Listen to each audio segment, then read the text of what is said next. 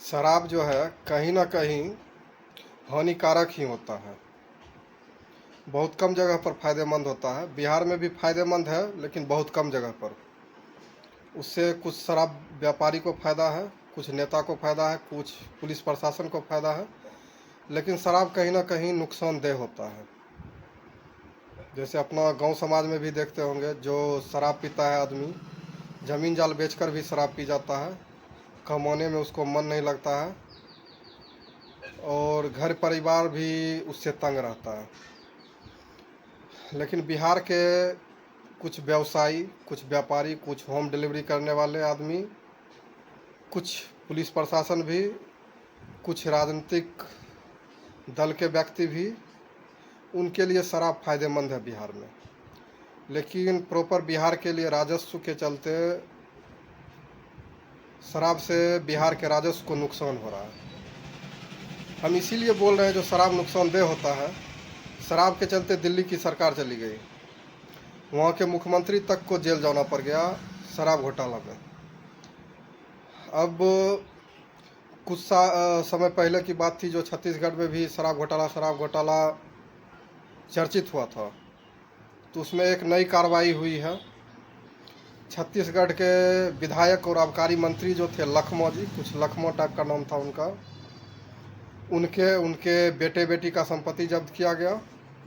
और इंटरेस्टिंग बात यह है कि ईडी ने कांग्रेस के सुकमा जिला मुख्यालय को जब्त कर लिया है।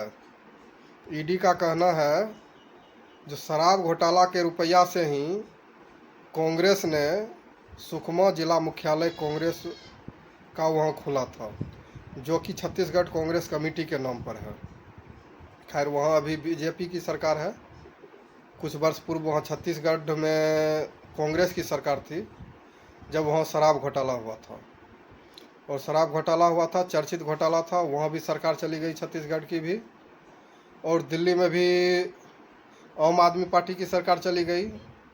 दो जगह तो शराब का मुख्य भूमिका रहा सरकार के जाने में। अब बात बिहार की है। बिहार में भी जब कभी भी सरकार बदलेगी या नीतीश कुमार मुख्यमंत्री नहीं होंगे तो उसका एक मुख्य कारण रहेगा शराब। क्योंकि शराब घर घर होम डिलीवरी हो रही है, सभी को पता है, सभी राजनीतिक दल को पता है, सभी पुलिस प्रशासन को पता है जो होम डिलीवरी हो रही है। लेकिन उसका नुकसान बिहार के राजस्व को उठाना पड़ रहा है। हमारे मुख्यमंत्री हैं जो बहुत जिद्दी टाइप के हैं, उन्हें पता है जो शराब की बिक्री हो रही है, लेकिन उस पर वो किसी भी प्रकार का निर्णय लेने में अभी अक्षम है। अगर शराब बंदी को ख़त्म कर दिया जाए तो बिहार के राजस्व में बहुत ज़्यादा बढ़ोतरी हो जाएगी, जिससे कि बिहार में कुछ नई नीति लागू करने में भी सहायता मिलेगी। जब जान रहे हैं बिहार में शराबबंदी किए हैं, उसका कोई मतलब नहीं है, कोई फ़ायदा नहीं है, तो फिर शराबबंदी करने का कोई मतलब होता ही नहीं है। दो सरकार गई है जिसमें शराबबंदी की भूमिका रही है, और बिहार में जब कभी भी सरकार जाएगी तो उसमें शराबबंदी की मतलब शराब की भूमिका रहेगी।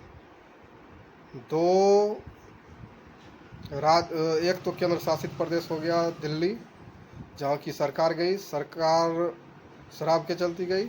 छत्तीसगढ़ में भी गई थी तो शराब घोटाला कहीं ना कहीं था। और एक अब बिहार है, बिहार में भी शराब कहीं ना कहीं अपना भूमिका दर्ज करवाएगा, ये बात भी निश्चित है।